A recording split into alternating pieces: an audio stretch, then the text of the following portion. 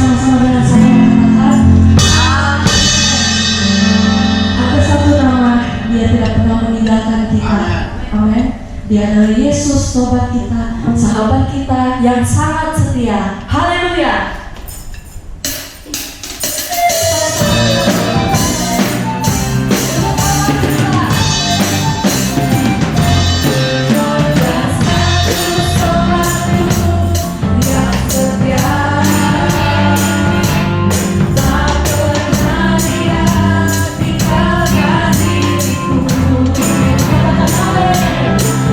Waktu aku susah, waktu ku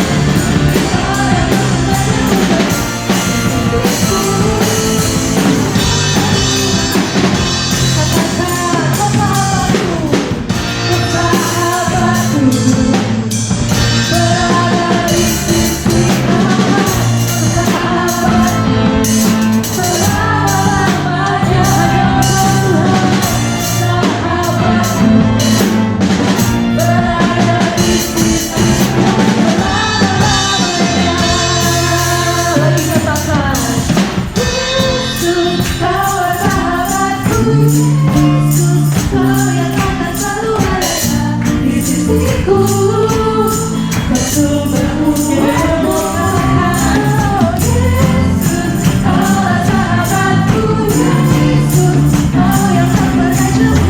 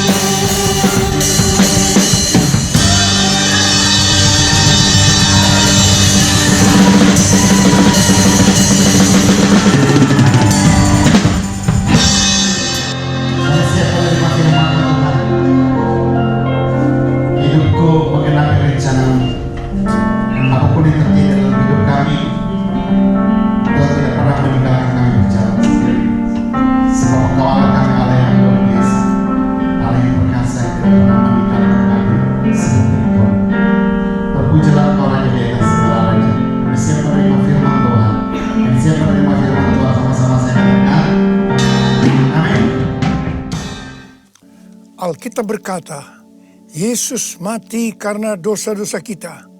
Dia dikuburkan, tetapi pada hari yang ketiga dia dibangkitkan. Sekarang kita merayakan Paskah, yang artinya kita merayakan kebangkitan Tuhan Yesus, yang artinya kita merayakan kemenangan Tuhan Yesus atas maut. Tuhan Yesus adalah pemenang. 1 Yohanes 2 ayat 6 berkata, barang siapa mengatakan bahwa ia ada di dalam Dia, ia wajib hidup sama seperti Kristus telah hidup. Tuhan menghendaki agar kita menjadi pemenang. Menang terhadap dosa, menang terhadap iblis, menang terhadap daya tarik dunia, menang terhadap sifat kedagingan kita, supaya kita masuk surga. Karena Tuhan Yesus bangkit, maka kuasa kebangkitannya akan memampukan kita menjadi pemenang. Di dalam Wahyu pasal 2 dan pasal 3, Tuhan Yesus memberikan pesan kepada 7 sidang jemaat. 7 sidang jemaat ini menggambarkan gereja sepanjang masa, termasuk gereja pada zaman now. Jadi ini merupakan pesan Tuhan Yesus kepada kita semua.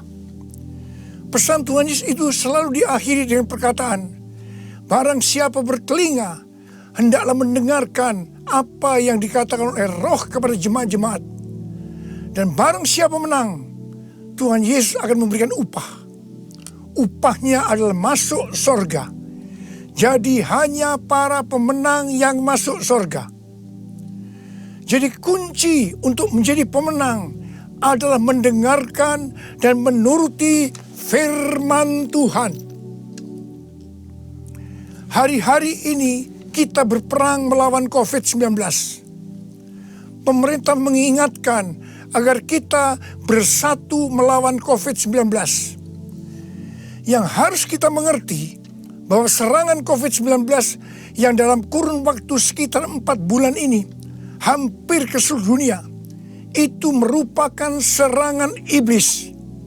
Seperti yang Tuhan Yesus katakan, bahwa pencuri, yaitu iblis, hanya datang untuk mencuri dan membunuh dan membinasakan. Karena itu ciri serangan dari COVID-19 ini adalah menimbulkan ketakutan, kekhawatiran, dan kepanikan yang luar biasa. Ternyata sekarang banyak yang ketakutan kepada hal-hal lain yang tidak jelas ketimbang ketakutan kepada COVID-19 itu sendiri. Kalau hal ini berlarut-larut, maka akan terjadi orang yang meninggal karena ketakutan akan lebih banyak daripada karena COVID-19 itu sendiri. Dan memang hal ini yang dikehendaki oleh iblis. Tuhan akan menuntun kita agar kita menjadi pemenang dalam peperangan melawan COVID-19. Yang mau katakan amin? Yang pertama, agar kita menjadi pemenang, yaitu dengan melakukan seperti yang terdapat dalam Yesaya 30 ayat 15 yang berkata, dengan bertobat dan tinggal diam, kamu akan diselamatkan. Dalam tinggal tenang dan percaya terletak kekuatanmu. Jadi untuk menang melawan COVID-19, kita harus bertobat, kita harus koreksi diri, dan kita minta ampun kepada Tuhan, dan berjanji kepada Tuhan bahwa kita tidak akan melakukan hal-hal itu lagi. Kita juga harus tinggal tenang dan percaya Tuhan Yesus mampu dan mau menolong kita. Hal yang kedua, agar kita menjadi pemenang, yaitu kita harus melakukan sesuai dengan apa yang tertulis dalam 2 Tawarikh 7 ayat 13 dan 14 yang berkata, bahwa kalau kita melihat Tuhan menutup langit sehingga tidak ada hujan, dan Tuhan menyuruh belalang memakan habis hasil bumi, di mana ini berarti krisis ekonomi. Juga kalau kita melihat Tuhan melepaskan penyakit sampar di antara umat Tuhan, di mana ini berbicara tentang COVID-19, maka Tuhan meminta kepada kita agar kita merendahkan diri, berdoa, mencari wajah Tuhan, dan berbalik dari jalan-jalan yang jahat. Kalau itu kita lakukan, Tuhan berjanji bahwa Tuhan akan mendengar dari sorga doa-doa kita, dan akan mengampuni dosa kita, dan akan memulihkan negeri kita Indonesia yang tercinta. Kita menjadi pemenang melawan COVID-19. Hal yang ketiga, agar kita menjadi pemenang adalah menangking COVID-19. Tuhan berkata kepada saya bahwa untuk melawan balik serangan COVID-19 yang menimbulkan ketakutan, kekhawatiran, dan kepanikan, maka kita harus menghardik COVID-19 seperti Tuhan Yesus menghardik badai yang dahsyat. Seperti pada waktu itu dengan berkata, diam, tenanglah. Kalau Tuhan Yesus berkata kepada saya untuk melakukan ini, maka ini berarti bukan hanya untuk saya saja, tetapi saya diminta untuk menyampaikan kepada saudara. Karena itu, mari saya akan mengajak saudara sekarang untuk bersama-sama menghardik COVID-19 dengan berkata, dalam nama Yesus, dalam nama Tuhan Yesus, diam, tenanglah. Harap dicatat, apa yang kita lakukan ini Alkitabiah.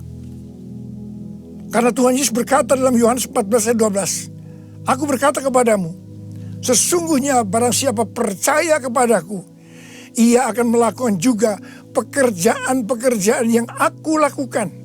Bahkan pekerjaan-pekerjaan yang lebih besar daripada itu. Sebab aku pergi kepada Bapa. Selama 14 tahun, saya melakukan 318 kali kebaktian kesembuhan ilahi. Tuhan selalu menyuruh saya untuk menghardik penyakit-penyakit yang datang menyerang kita dalam seluruh aspek kehidupan kita. Kalau berbicara tentang penyakit, itu bukan penyakit secara fisik saja, tetapi juga secara mental atau kejiwaan. Seperti ketakutan, kebingungan, tidak tahu apa yang harus diperbuat, depresi. Juga penyakit yang menyerang hubungan suami istri, hubungan orang tua dan anak, hubungan antar keluarga. Juga penyakit yang menyerang ekonomi. Setiap kali saya akan menghardik di dalam nama Tuhan Yesus. Dan ternyata banyak yang disembuhkan dan banyak orang yang diselamatkan. Setiap kali saya KKR, firman Tuhan yang saya sampaikan pasti tentang Injil. Sesuai dengan Markus 16 ayat 15 sampai dengan 18. Bahwa mujizat dan kesembuhan adalah tanda-tanda yang menyertai orang yang menginjil. Jadi kesembuhan yang terjadi itu dilakukan oleh Tuhan Yesus sendiri karena saya memberitakan Injil. Hal yang keempat, agar kita menjadi pemenang adalah melakukan seperti yang Daud lakukan. Pada zaman Raja Daud, Tuhan pernah menghukum orang Israel dengan penyakit sampar. ada 70.000 orang yang mati. Tulah sampar ini berhenti setelah Daud melakukan dua hal. Yang pertama, Daud bertobat, minta ampun sungguh-sungguh kepada Tuhan. Dan yang kedua, Daud membuat mezbah dengan membayar harganya. Jadi pada waktu Daud membuat mezbah di tanah Araunah, orang Yebus itu, Araunah berkata kepada Daud bahwa dia yang akan menanggung semua biaya pembuatan mezbah dan untuk korban bakaran. Tetapi Daud menolak, dan dia berkata bahwa dia akan membuat mezbah dengan cara membayar harganya. Saya percaya COVID-19 akan dikalahkan kalau gereja-gereja Tuhan membuat mezbah doa, pujian, dan penyembahan dengan membayar harga. Yaitu gereja harus hidup dalam kesatuan hati, unity. Jadi gereja jangan saling menyerang, gereja jangan saling menyalahkan, gereja jangan saling menjelekkan, gereja jangan saling menghakimi. Mari kita melakukan seperti yang pemerintah anjurkan, yaitu bersatu melawan COVID-19. Hal yang kelima, agar kita menjadi pemenang, adalah dengan kita memuji dan menyembah Tuhan. Paulus dan Silas di penjara karena menyembuhkan anak perempuan yang mempunyai roh tenung. Paulus dan Silas dicambuk, tangannya dibelenggu, kakinya dipasung, dan ditempatkan dalam penjara bagian tengah dengan penjagaan yang ketat. Pada waktu tengah malam, mereka menyanyikan puji-pujian kepada Tuhan dengan suara keras, sehingga orang-orang hukuman lain mendengarkan mereka. Tiba-tiba terjadilah gempa bumi yang hebat. Sendi-sendi penjara goyah, dan seketika itu juga terbukalah semua pintu, dan terlepaslah belenggu mereka semua. Paulus dan Silas bebas. Mungkin ada di antara saudara yang terbelenggu, terpasung oleh ketakutan, kekhawatiran, kepanikan karena pandemi COVID-19. Saudara harus banyak memuji dan menyembah Tuhan, seperti yang dilakukan oleh Paulus dan Silas. Paulus dan Silas melakukan apa yang disebut dengan korban pujian atau korban ucapan syukur.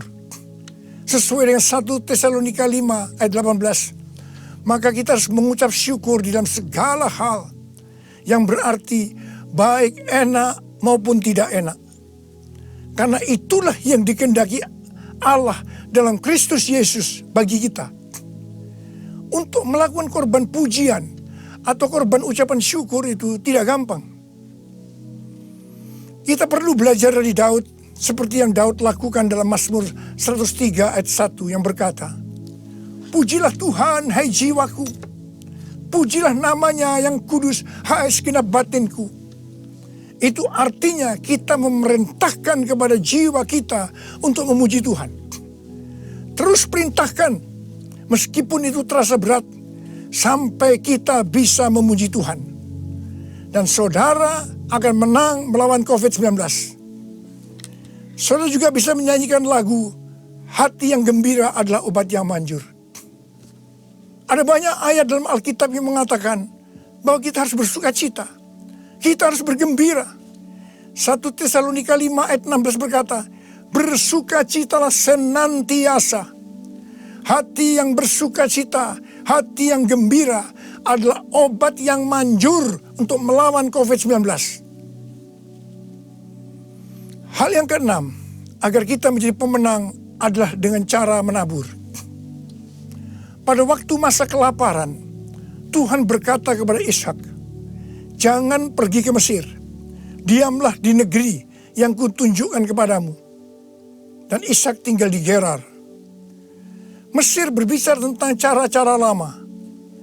Di dalam menghadapi kelaparan, Tuhan berkata kepada Ishak, "Jangan pakai cara-cara lama, tapi harus pakai cara Tuhan." Setelah itu, apa yang Ishak lakukan? Pada tahun itu juga, yang berarti pada masa kelaparan, Ishak menabur. Saya percaya ini suatu tindakan yang tidak gampang untuk dilakukan. Karena benih yang ditabur adalah persediaan untuk mereka makan. Tetapi Ishak pakai itu sebagai benih untuk ditabur.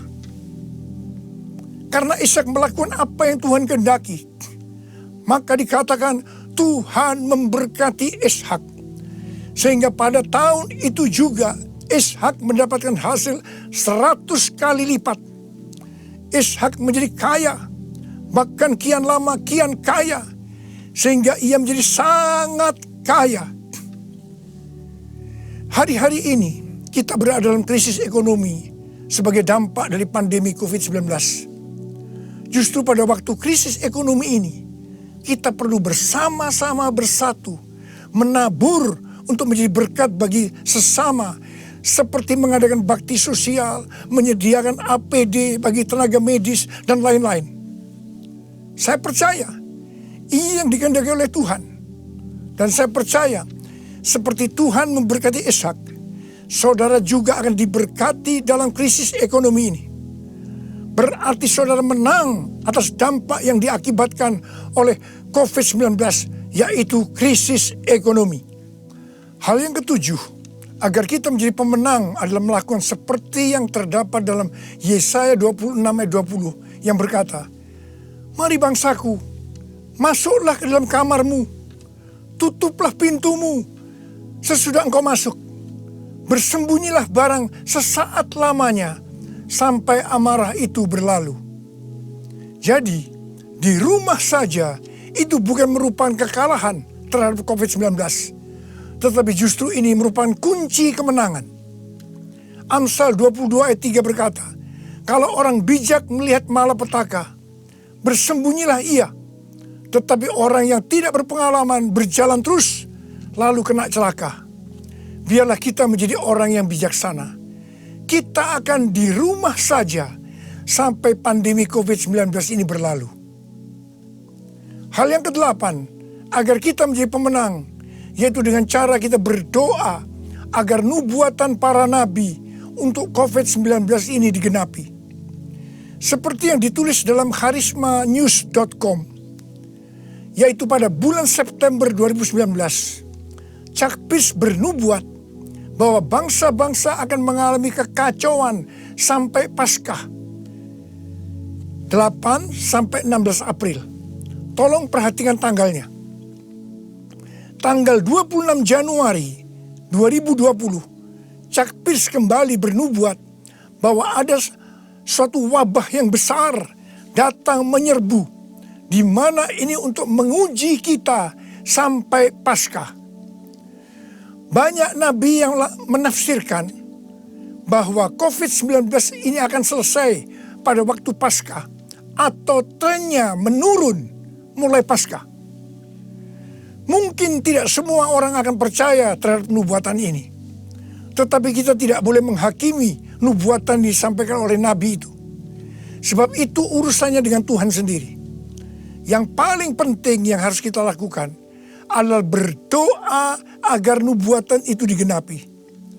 Karena saya percaya hampir semua kita menghendaki agar badai pandemi COVID-19 ini berakhir. Saya memperoleh data dari pelbagai sumber media yang dipercaya mengenai kasus-kasus infeksi baru harian dari COVID-19 mulai dari tanggal 6 sampai 12 April 2020. Yang pertama, negara Spanyol, Jerman, Swedia, Iran, Vietnam, New Zealand, Australia, trennya menurun. Haleluya. Yang kedua, Denmark melonggarkan lockdown dan sebagian sekolah akan dibuka pada tanggal 15 April 2020. Penerbangan domestik di Vietnam akan dimulai dioperasikan tanggal 16 April 2020. Yang ketiga, yang paling menarik dikatakan Wuhan, long time no see. Yang artinya lockdown di Wuhan dicabut pada tanggal 8 April 2020. Ini berarti pandemi COVID-19 di Wuhan sudah selesai.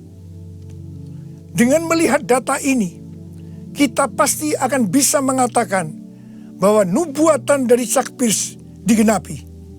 Amin. Hal yang ke-9, agar kita menjadi pemenang adalah perkatakan Mazmur 91. Seperti yang Rasul Paulus katakan, karena aku percaya, maka aku berkata-kata. Karena itu kita yang percaya janji Tuhan dalam Mazmur 91. Kita akan perkatakan setiap hari. Janji Tuhan dalam Mazmur 91 ditujukan kepada orang-orang yang hatinya melekat kepada Tuhan. Terhadap orang yang hatinya melekat kepada Tuhan, Tuhan berkata, engkau jangan takut terhadap kedahsyatan malam, terhadap panah yang terbang di waktu siang, terhadap penyakit yang sampar yang berjalan di dalam gelap, terhadap penyakit menular yang mengamuk di waktu petang. Walau 1000 orang rebah di sisimu dan 10.000 di sebelah kananmu, tetapi itu tidak akan menimpamu. Saudara, saya mau berdoa buat saudara. Bangkit, jadilah pemenang. Mari, angkat tangan saudara. Saya mau berdoa buat saudara. Oh,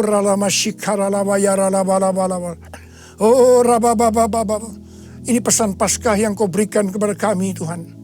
Terima kasih, Paskah di mana engkau bangkit menang terhadap maut. Demikian kau menghendaki kami keluar sebagai pemenang, ya Tuhan. Bapa, hamba berdoa buat anak-anakmu semua.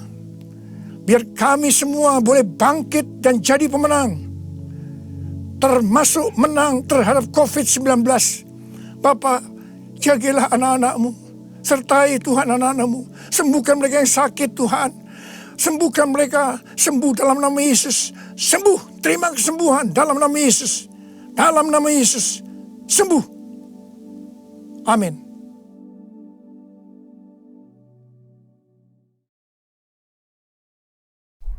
Jemaat Tuhan yang terkasih, mari bersama-sama kita mendeklarasikan Pentakosta yang ketiga secara bersama-sama.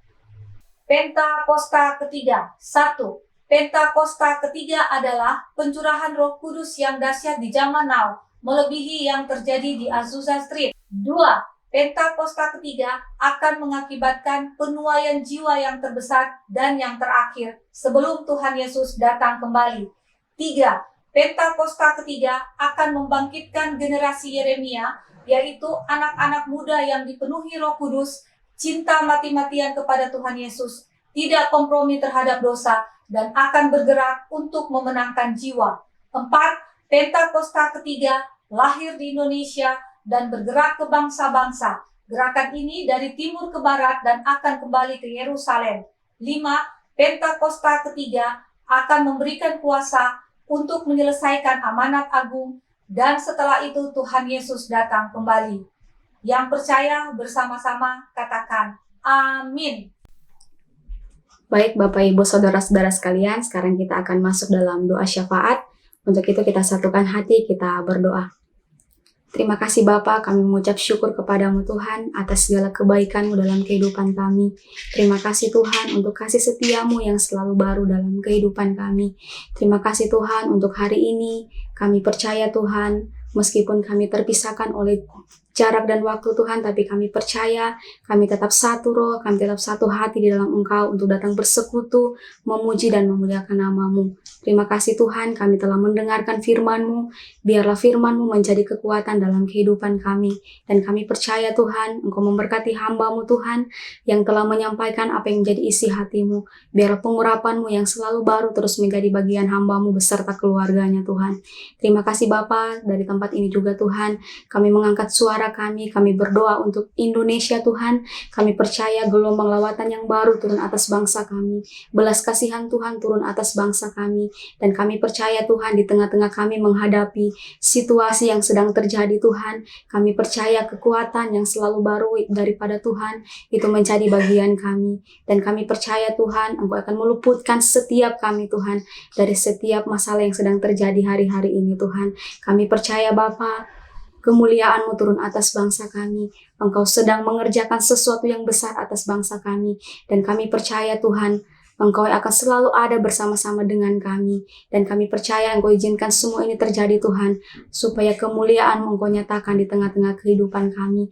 Engkau berkati pemerintahan kami Bapa, Engkau memberkati pemimpin-pemimpin yang ada di bangsa kami Tuhan, sehingga di saat mereka menghadapi segala situasi yang sedang terjadi hari-hari ini Tuhan, biarlah otoritas daripada Tuhan, hikmat daripada Tuhan terus menjadi bagian mereka Tuhan, sehingga apapun yang mereka kerjakan Tuhan, itu semua sesuai dengan apa yang Tuhan mau.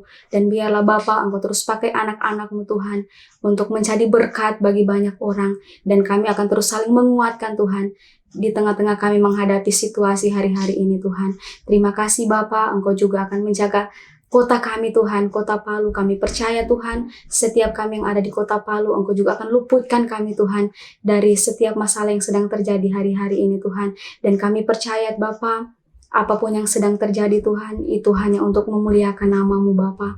Terima kasih Tuhan, kami melihat setiap lutut bertelut, setiap lidah mengaku, hanya Engkaulah Tuhan, Engkaulah Raja di atas segala raja yang layak dipuji dan dipermuliakan. Engkaulah sumber pertolongan kami Tuhan. Kami percaya Bapa, kota kami aman dalam perlindungan-Mu Tuhan. Dimanapun kami menginjakkan kaki kami Tuhan, kami percaya di sana Tuhan ada bersama-sama dengan kami. Terima kasih Tuhan, kami juga membawa gereja-gereja yang ada di Indonesia Tuhan. Kami percaya biarlah gereja-gereja semakin dimenangkan untuk kemuliaan nama-Mu Tuhan. Setiap kami yang ada di dalamnya Tuhan tetap menjadi anak-anak yang takut akan Tuhan. Semakin hari semakin menyenangkan hati Tuhan. Engkau juga memberkati setiap gembala-gembala yang ada Tuhan. Engkau berikan mereka terus visi-Mu Tuhan. Engkau pakai mereka sebagai perpanjangan lidah-Mu Bapa, untuk menyiapkan setiap kami umat yang layak di hadapan-Mu Bapa. Terima kasih Tuhan, biarlah apa yang kami kerjakan Tuhan, itu semata-mata hanya untuk menyenangkan hati Tuhan. Engkau juga memberkati keluarga besar kami Tuhan, baik yang ada bersama-sama dengan kami maupun yang terpisah-pisah jauh dari kami. Kami percaya Tuhan, Engkau memberkati kami, kekuatan yang baru, pengharapan yang baru terus menjadi bagian kami. Dan kami percaya Tuhan, pertolongan Tuhan, bahkan penyertaan Tuhan sempurna atas kami. Terima kasih Bapa, kami percaya apa yang kami kerjakan hari-hari ini Tuhan, Engkau yang akan membuat berhasil semuanya Bapa, di dalam nama Tuhan Yesus. Engkau juga memberkati gereja kami Tuhan, GBI Pondok Daud Palu. Terima kasih untuk gereja-Mu Tuhan. Biarlah Bapa, Engkau terus membawa gereja kami semakin berkembang ke kiri dan ke kanan Tuhan. Biarlah Engkau terus mempersiapkan kami yang ada di dalamnya Bapa, untuk menjadi umat yang layak dan berkenan di hadapan-Mu Tuhan. Terima kasih Bapa, kami serahkan seluruh kehidupan kami ke dalam tangan Tuhan. Biarlah Tuhan kami semakin berkenan di hadapan-Mu Tuhan, dan hidup kami semakin memuliakan nama-Mu Bapa. Kami akan memberikan persembahan syukur kami. Engkau berkati persembahan kami Tuhan. Biarlah ini boleh kami pakai untuk menopang pelayanan-Mu Tuhan di gereja kami. Biarlah Tuhan persembahan kami menjadi persembahan yang berkenan di hadapan-Mu Tuhan. Terima kasih Bapa, ampuni segala dosa kami. Ampuni segala pelanggaran kami yang telah kami lakukan melawan kehendak-Mu. Kami kembalikan segala pujian, hormat, dan kemuliaan hanya bagi nama-Mu. Di dalam nama Tuhan Yesus kami berdoa. Haleluya. Amin. Oh